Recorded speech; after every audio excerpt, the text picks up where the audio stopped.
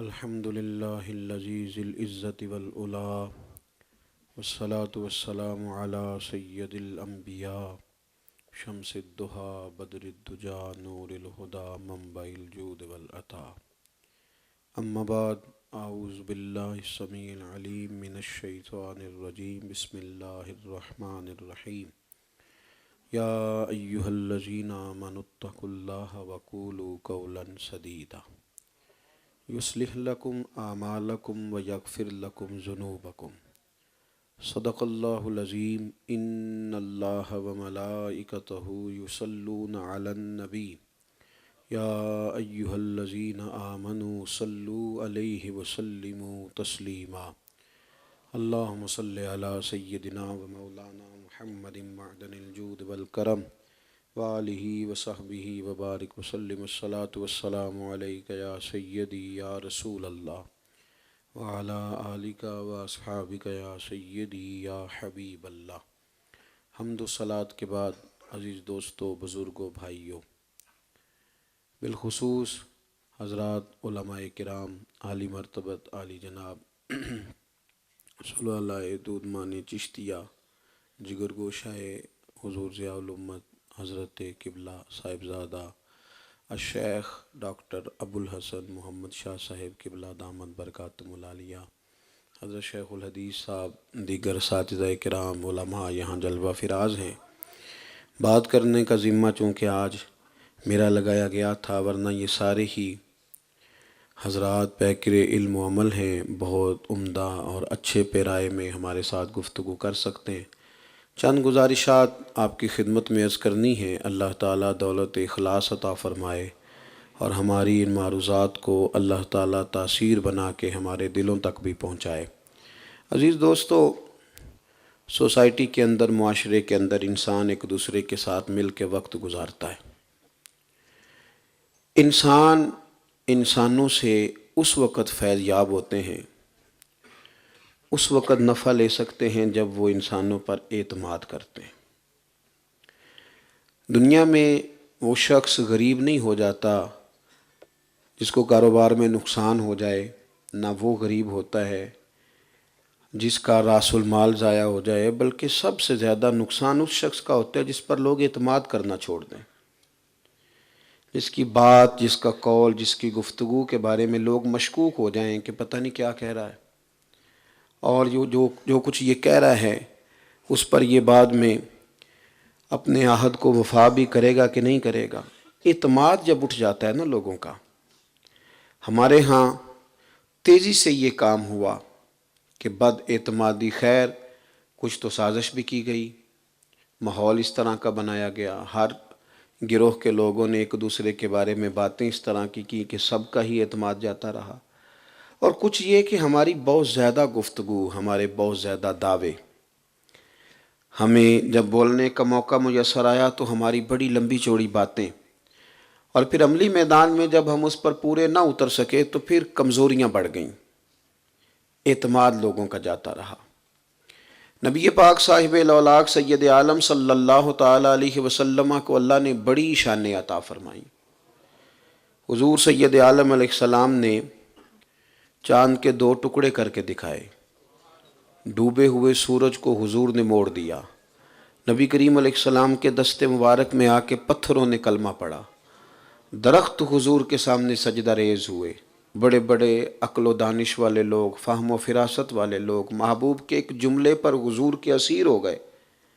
یہ ساری باتیں اپنی جگہ پہ، اللہ نے اپنے محبوب کو معراج کی رات تمام انبیاء کی امامت عطا فرمائی، اور حضور ویسے بھی سید الرسل ہیں، امام الانبیاء ہیں، یہ ساری شانیں حضور کی، وراء الورا۔ لیکن آپ کو پتہ ہے، نوجوان میری بات پر غور کریں گے، حضور کا تعارف لوگوں کو جن جملوں سے سب سے پہلے ہوا تھا وہ یہ تھا کہ صادق اور امین بڑھیں۔ یہ اپنی بات کے سچے ہیں، ان کے جملے، ان کی باتیں، ان کے لفظ، ان میں حسن ہے۔ اب ہمارا یہ حال ہو گیا ہے کہ بیوی کہتی ہے شوہر سے تھوڑے پیسے دے دیا کر، پر بات تو سچی کیا کر، تو لاہور جا رہا ہے تو پھر لاہور ہی کا بتا کے جا، پنڈی میں نہ پایا جا۔ جھوٹ کی بنیاد پر جب چیزیں آگے بڑھتی ہیں تو وہ کمزور ہو جاتی ہیں، پھر لوگوں کا اعتماد اٹھتا ہے، پھر لوگ ہمارے اندر اگر کوئی صلاحیت بھی ہو تو اس سے لوگ نفع بخش نہیں ہوتے. کیوں؟ اس لیے کہ وہ اعتماد نہیں کرتے. اللہ تعالیٰ نے نا قرآن مجید میں ہمیں اصلاح کا اور سنور جانے کا جو طریقہ بتایا نا کہ تم کس طرح ٹھیک ہو سکتے ہو، فرمایا یا ایھا الذین آمنوا اتقوا اللہ وقولوا قولا سدیدا. اے ایمان والو، رب سے ڈرو اور بات سیدھی کیا کرو. تم سیدھی بات کرو گے تو اس پر نتیجہ کیا نکلے گا؟ لازمی نتیجہ یہ ہوگا کہ یصلح لکم اعمالکم، اللہ تمہارے اعمال کی اصلاح کر دے گا. تم بات ٹھیک کرو، تم بات سچی کرو، تم اپنی گفتگو میں صداقت لاؤ، رب تمہارے اعمال سنوار دے گا. اور صرف اعمال نہیں سنوارے گا، وَيَغْفِرْ لَكُمْ ذُنُوبَكُمْ، تمہارے گناہ بھی معاف فرما دے گا. یہ جو ہماری زبان کی سچائی ہے، آپ تھوڑی باتیں کر لیں، تھوڑے دعوے کر لیں، محدود سا کام شروع کر لیں، پر جتنا کریں اس پر پورے اتریں. آپ جب سچائی کے ساتھ آگے بڑھتے ہیں، دیانت کے ساتھ آگے بڑھتے ہیں، آپ جس فیلڈ میں بھی ہیں، بہت سارے لوگوں کو سارے کام کرنے کا شوق ہوتا ہے، ایک بھی نہیں ٹھیک ہوتا. آپ ایک کام کریں زندگی میں، ایک، پر جو ایک کریں وہ ذرا سونا کر کے کریں، ذرا صحیح کر کے کریں. اس پہ نا آپ اپنی ساری صلاحیتیں خرچ کر دیں اور کوشش کریں کہ آپ سچ بولیں، آپ ٹھیک بات کریں، آپ کے لہجے، آپ کے انداز. اور ایک بات اور بھی، سچ سب سے پہلا کام یہ کرتا ہے کہ بندے کو سکون عطا کرتا ہے. سچ بول کے انسان مطمئن ہوتا ہے. بڑی سخت تکلیف بھی کبھی آ جائے نا، ہمیں ملتا ہے بخاری شریف میں، حضرت ابی بن کعب رضی اللہ تعالیٰ عنہ فرماتے ہیں کہ جب ایک جنگ میں نہیں جا سکا تھا اور کچھ منافقین تھے وہ بھی نہیں جا سکے تھے، پر انہوں نے تو جھوٹ بولے چونکہ منافق تھے. میں جب محبوب کریم کی بارگاہ میں گیا تو میں نے اپنی ساری کمزوریوں کا وہاں اظہار کر دیا. یا رسول اللہ، بھول گیا تھا، سستی ہو گئی تھی، حضور ارادہ تھا پہنچ نہ سکا. کہتے ہیں پھر حضور ناراض ہو گئے اور میری کیفیت اس طرح کی ہو گئی کہ پورے مدینے میں کوئی مجھ سے کلام نہیں کرتا تھا. میں مسجد میں نماز پڑھنے جاتا تھا اور میں دیکھتا تھا کہ جب محبوب کریم علیہ السلام کی طرف میں دیکھتا ہوں تو حضور نظریں پھیر لیتے ہیں، اور جب میرا چہرہ کسی اور طرف ہوتا ہے تو حضور دیکھتے ہیں، میں ویکھاں تے میرا یار نہ ویکھے، تے میں جے نہ ویکھاں تے وہ ویکھے. ایڈے نصیب کتھوں تتڑی دے، وہ میرے وچ ویکھن دے ویکھے. غلام فریدہ بوے یار دے مرنا ہے، پاویں ویکھے یا نہ ویکھے. فرماتے میں وہ انداز میں نے دیکھے سارے. پھر مجھے یہ بھی حکم ہوا کہ اپنی بیوی کو چھوڑ دو. عرض کی یا رسول اللہ طلاق دے دوں؟ فرمایا نہیں، میکے بھیج دو، وہاں چھوڑ دو کچھ دنوں کے لیے. فرماتے ہیں یہ سارے حالات مجھ پہ گزرے. 50 دن میں نے تکلیف تو برداشت کی، بولا سچ تھا، 50 دن تکلیف تو برداشت کی، لیکن مجھے اعزاز یہ ملا کہ میری توبہ کا اعلان رب نے قرآن پاک میں فرمایا. تلاوتیں کی جائیں گی اس توبہ کی قیامت تک.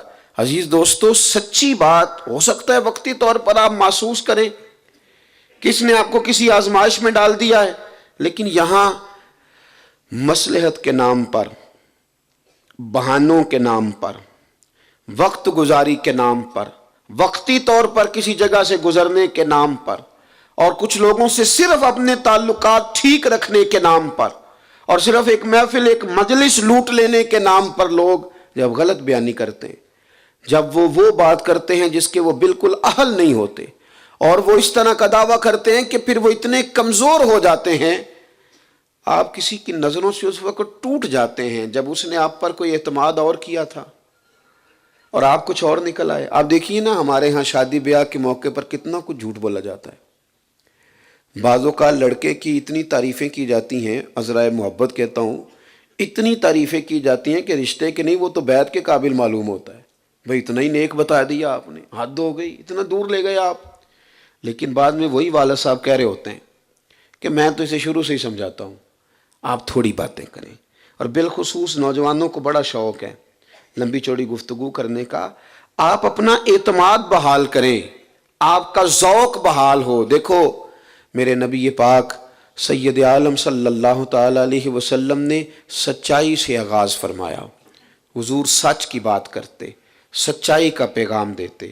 محبوب پاک علیہ السلام سے جب پوچھا گیا کہ مومن بزدل یا کنجوس ہوتا ہے تو حضور نے رائے اور اختیار کی. لیکن جب پوچھا گیا یا رسول اللہ یہ جھوٹ بھی بولتا ہے، مومن جھوٹ بھی بولتا ہے، تو محبوب فرمانے لگے نہیں، میرا مومن جھوٹ نہیں بولا کرتا. اس کے مزاج سے سیٹ نہیں ہوتی یہ چیز.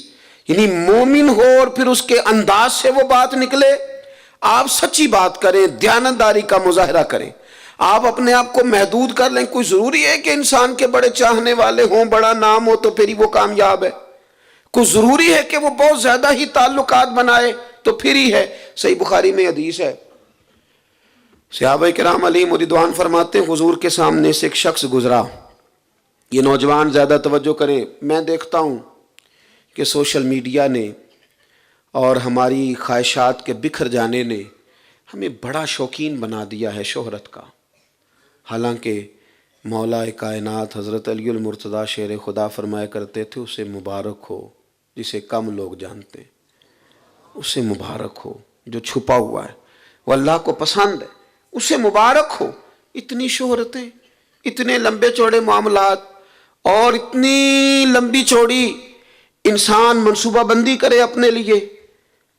آپ یقین کریں ٹھیک ہے کچھ کام بھی ہوتا ہے جب انسان کو کوئی مقام ملتا ہے، لیکن وہ جو اس کے ذاتی معاملات ہوتے ہیں نا وہ رہ جاتے ہیں. وہ جو اس کے اپنے مسلح کی آباد کاری ہوتی ہے اس میں وہ سست ہو جاتا ہے. حضرت مجدد الفسانی رحمۃ اللہ علیہ کے حالات میں لکھا ہے آپ نے ایک شخص کو خلافت دی. انہوں نے خط لکھا حضرت کو، کہنے لگے حضور اگر آپ نے مجھے سلسلے میں مجاز کیا تھا تو الحمدللہ میں تقریر بھی کرتا ہوں، تدریس بھی کرتا ہوں، تصنیف بھی کرتا ہوں، الحمدللہ یہ تینوں شعبوں میں کام کر رہا ہوں. تو حضرت مجدد صاحب رحمۃ اللہ علیہ فرمانے لگے تمہیں مبارک ہو، خیر کا کام کر رہے ہو، پر میاں یہ جو کچھ تم نے بتایا ہے یہ سارا تو تم لوگوں کے لیے کرتے ہو، اپنے لیے کیا کرتے ہو؟ تہجد میں اٹھ جاتے ہو، تلاوت قرآن تمہیں نصیب ہے، تزکیے کا کیا حال ہے؟ تمہاری اپنی کیفیات اور واردات قلبی کس طرح کی؟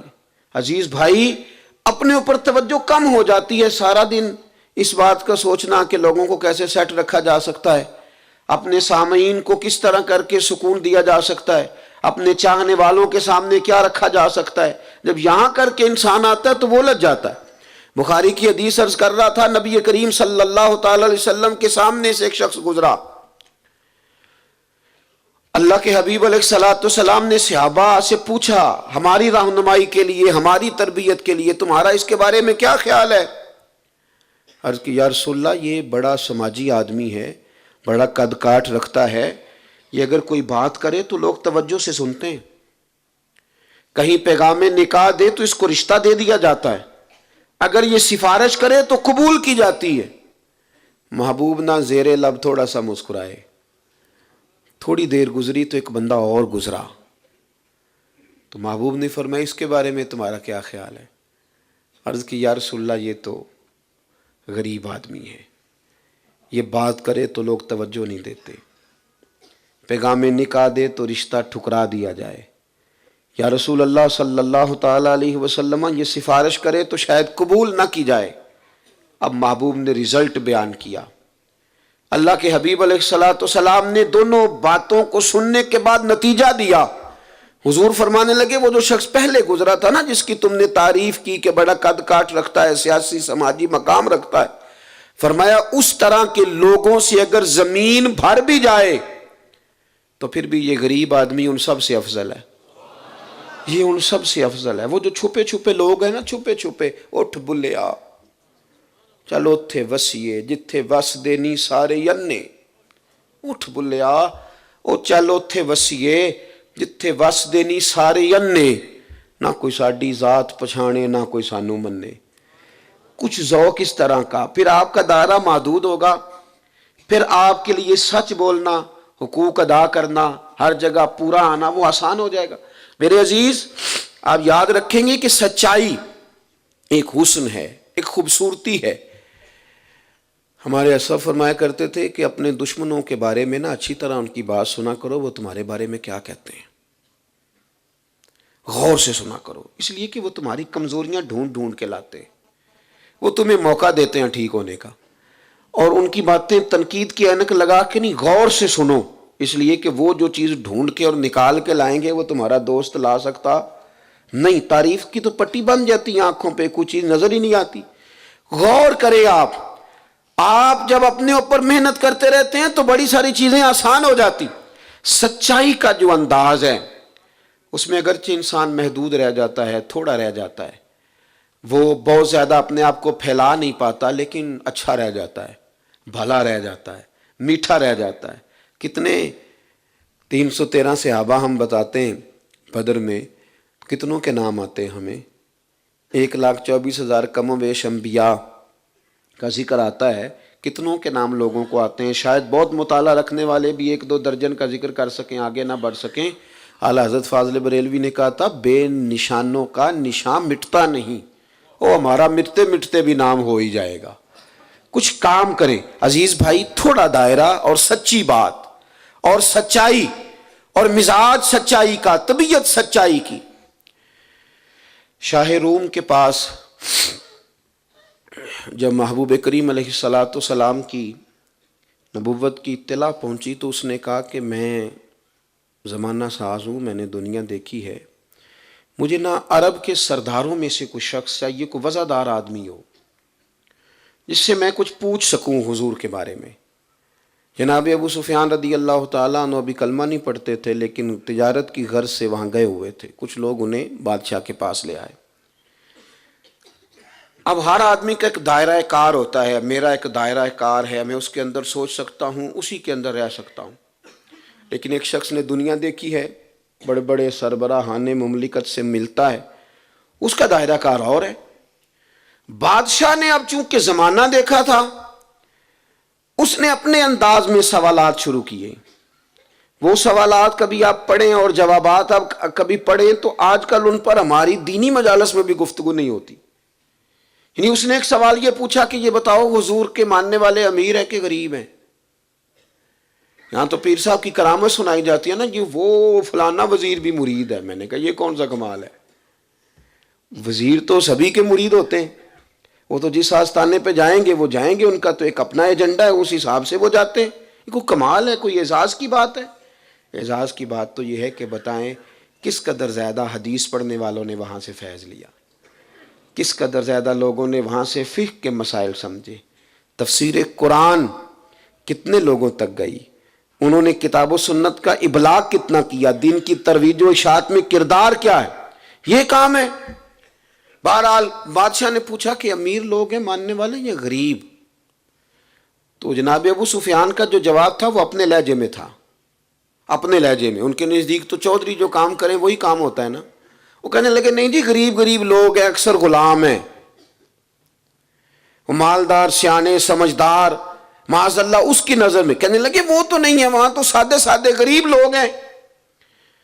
تو بادشاہ سمجھدار آدمی تھا، اس نے کہا انبیاء پر سب سے پہلے ایمان غریب لوگ ہی لایا کرتے ہیں، غریب لوگ ہی لایا کرتے ہیں۔ اس نے کہا کہ ان کی دعوت بڑھ رہی ہے یا کم ہو رہی ہے؟ کہا کہ نہیں، ان کی دعوت میں تو اضافہ ہو رہا ہے۔ میں اپنے عنوان پہ رہنا چاہتا ہوں۔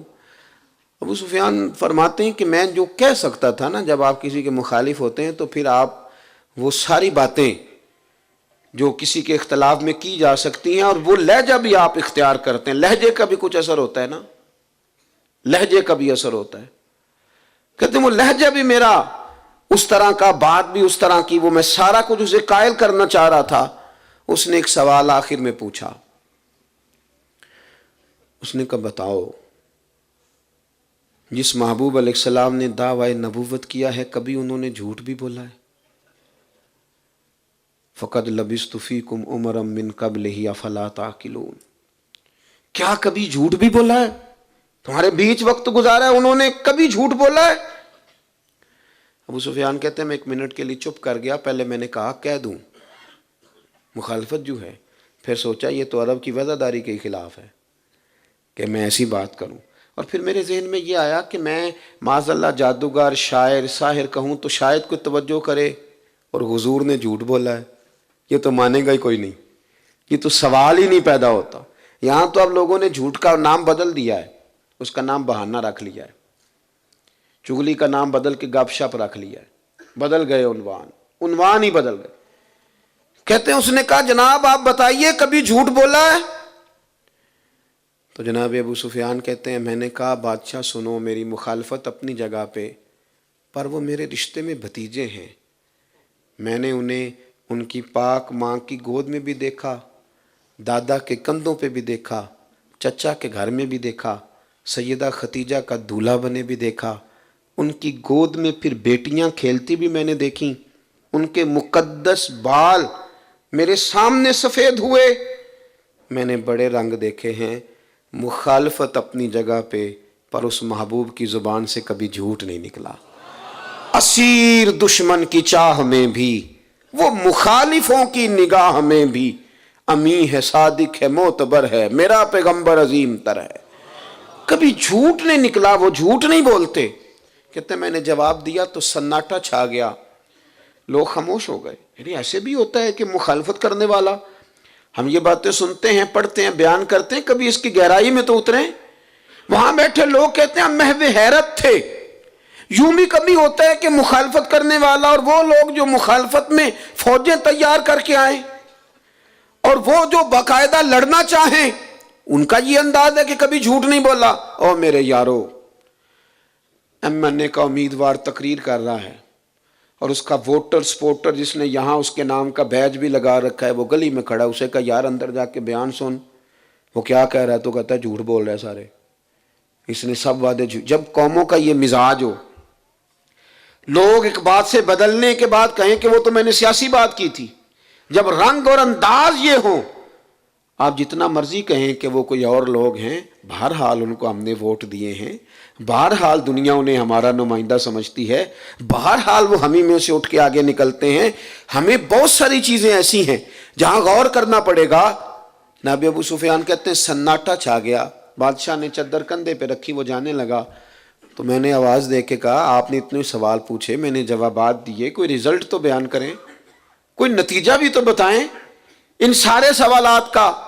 تو بادشاہ کہنے لگا سردار نتیجہ تو نکل آیا ہے، جس بندے نے کبھی بندوں سے جھوٹ نہیں بولا وہ یہ والا جھوٹ کیوں بولے گا کہ میں اللہ کا رسول بن کے آیا ہوں؟ یہ والا جھوٹ وہ کیوں بولیں گے؟ نتیجہ نکل آیا۔ میرے دوستو یاد رکھیں، چھوٹی چھوٹی بات سے نا دل ٹوٹتا ہے، ہم محسوس کرتے ہیں چھوٹی چھوٹی بات سے ہمارے اندر کمزوریاں واقع ہوتی ہیں، ہم انقلاب لانا چاہتے ہیں، لیکن یاد رکھیں معاشرہ افراد سے مل کے بنتا ہے۔ آپ لوگ میری تقریر سے متاثر ہوں گے، لیکن جو سارا دن میرے ساتھ سفر کرتے ہیں وہ نہیں متاثر ہوتے، وہ تو میرا عمل دیکھتے ہیں۔ دور سے ایک آدمی چل کے آتا ہے، اس نے بات سن لی تھی، لیکن جب وہ قریب آتا ہے تو وہ جو سنا ہے اس کے مطابق دیکھنا چاہتا ہے۔ ہمارے عملی رویے، ہمارے لہجوں کی صداقت، ہمارا انداز، یہاں تک حضور نے پابندی لگائی۔ جب ایک ماں نے اپنے بچے کو بلانے کے لیے کہا کہ لو بیٹا چیز، کھجور دیتی ہوں، تو حضور نے فرمایا تیرے پاس کھجور ہے؟ عرض کی حضور ہے۔ فرمایا اگر تو کھجور نہ رکھتی تو نے جھوٹ بولا تھا۔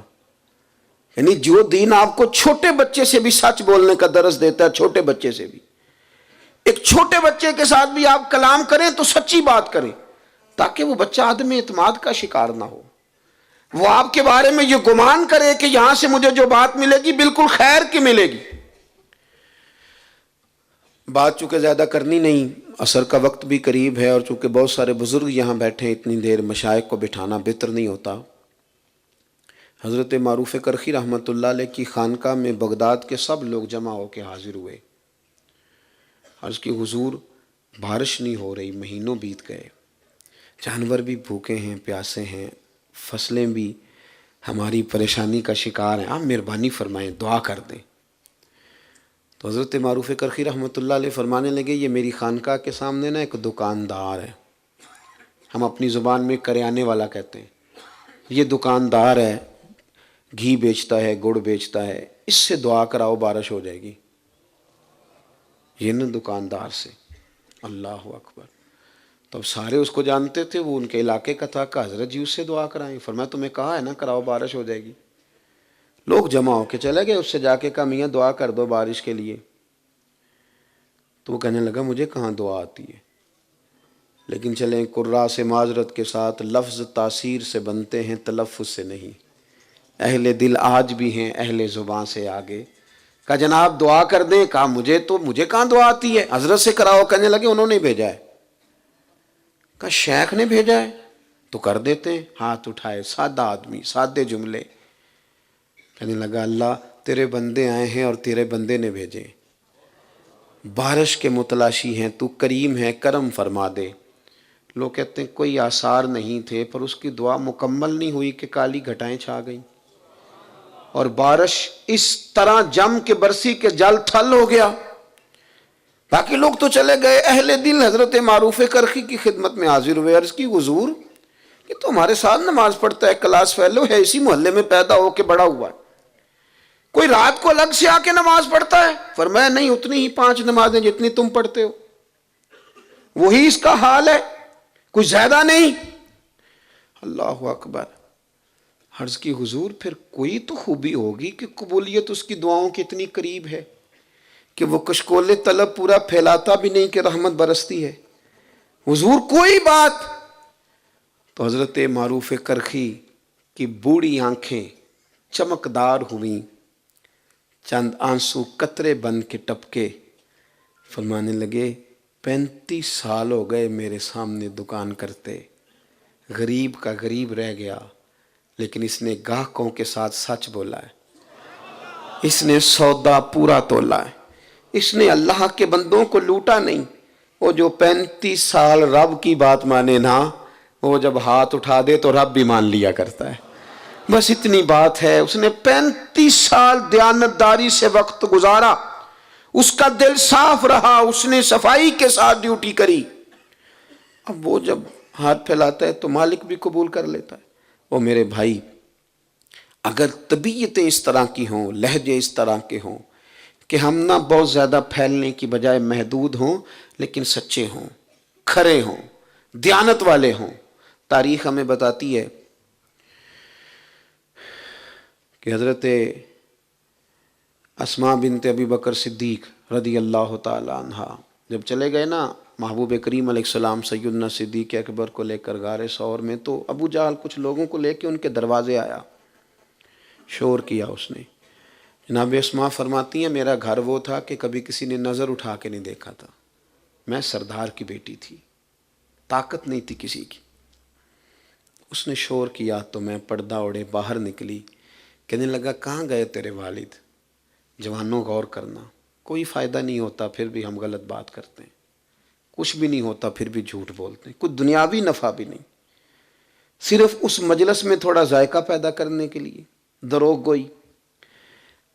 پاس سمیٹنے لگا ہوں. سیدہ فرماتی ہیں کہ اس نے کہا کدھر گئے ہیں؟ فرماتی ہیں میرے سامنے 2 راستے تھے. ایک تو یہ تھا کہ میں سچ بولوں اور کہوں غار ثور میں ہے، پر یہ تو وفا کے خلاف ہے، یہ تو پہنچ جائیں گے، حضور کو تکلیف دیں گے. اور ایک یہ کہ میں جھوٹ بولوں کہ مجھے پتہ نہیں، اور یہ حضور کی شریعت کے خلاف ہے. آپ فرماتی ہیں میرے لیے مشکل آ گئی، کس طرح جھوٹ بولوں؟ صدیق کی بیٹی ہوں اور صدیق اکبر کی نور نظر ہوں، کیسے؟ اور سچ بتاؤں تو کیسے؟ میں سوچ رہی تھی تو اس نے شور کیا، کہا بتاؤ کہاں ہے؟ سنو ملت کے جوانوں، ایک خاتون فرماتی ہے میں نے ساری ہمتیں جمع کر کے کہا اللہ میری مدد کرنا. اس نے جب تیسری بار پوچھا کہاں گئے تو میں نے کہا سن پھر، مجھے پتا ہے وہ دونوں کہاں ہیں، پر میں بتاؤں گی نہیں، میں سچ بولوں گی. خبر ہے مجھے وہ کچا رنگ ہے للاری والا جیڑا چڑھدا تے لیندا رہندا، اے عشق تیرے دا رنگ محمد چڑھ جائے پھر نہیں لیندا. کہا نہیں بتاؤں گی، پتہ ہے. اتنے بڑے مجمع میں اتنے بڑے سردار کو اس طرح کے جملے. اس نے ایک تھپڑ مار دیا. کتنی کبھی کسی نے آنکھ اٹھا کے نہیں دیکھا تھا، میں گری تو کان پھٹ گیا، خون نکلا. لوگوں نے اسے پکڑا، یار تو سردار ہو کے بچی کی طرف دیکھتا ہے، شرم کر. لوگ لے گئے. فرماتی ہیں اسی طرح میں نے کان لپیٹے۔ آج جو حاجی غار سور پہ جاتے ہیں وہ بعد میں آ کے میری طرح ڈینگے مارتے ہیں کہ ہم ہو آئے، ہم چلے گئے تھے، حالانکہ راستہ بن گیا، راستے میں کئی جگہ بیٹھنے کا بندوبست ہے، لیکن اس وقت جانا اور رات کو جانا اور اتنی مشکل سے جانا۔ فرماتی ہیں میں کھانا پکا کے اسی طرح لے گئی اور میرا وجود، میرا کان زخمی تھا۔ جب میرا چہرہ پردے میں لپٹا ہوا دیکھا تو میرے والد پریشان ہوئے، بیٹے کیا ہے؟ میں نے کہا کچھ نہیں، کھانا کھائیے۔ اور جب وہاں انداز اور طرح کا ہو گیا، پریشانی بڑی، تو محبوب بولے کہ اسماء بتاتی کیوں نہیں؟ کہتی ہیں میں نے وہ کپڑا ہٹایا تو خون پھر بہنے لگا۔ عرض کی یا رسول اللہ، معاملہ یہ تھا کہ سچ بھی بولنا تھا، وفا بھی بچانی تھی، حضور میں نے دونوں چیزیں بچائیں۔ تھوڑی تکلیف آئی پر دونوں چیزیں بچ گئیں۔ ہلکے سے آنسو حضرت صدیق اکبر کے نکلے، قربان جائیں، حضور نے خود اپنے ہاتھوں سے صاف کر دیے۔ ایک واری میری آنکھیاں چوں انہاں نے اتھرو پونجے سن، ہن تے چسکا پی گیا رونے دا، تے ہر ویلے آہو زاری دا۔ محبوب کریم نے تسلی دی اور پھر ہاتھ اٹھا کے کہا اللہ میں ابو بکر سے راضی ہوں، تو بھی اس سے راضی ہو جا، میں راضی ہوں تو راضی ہو جا۔ اپنے زبان پر آپ نے اصلاح معاشرہ نام رکھا تو قرآن کہتا ہے تم سیدھی بات کرو، یصلح لکم اعمالکم، اللہ تمہارے اعمال سنوار دے گا۔ اللہ تعالیٰ اہتمام کرنے والوں کو، آنے والوں کو برکات عطا فرمائے، ہماری اس حاضری کو اللہ قبولیت کا شرف نصیب کرے۔ آخر دعوانا ان الحمدللہ رب العالمین۔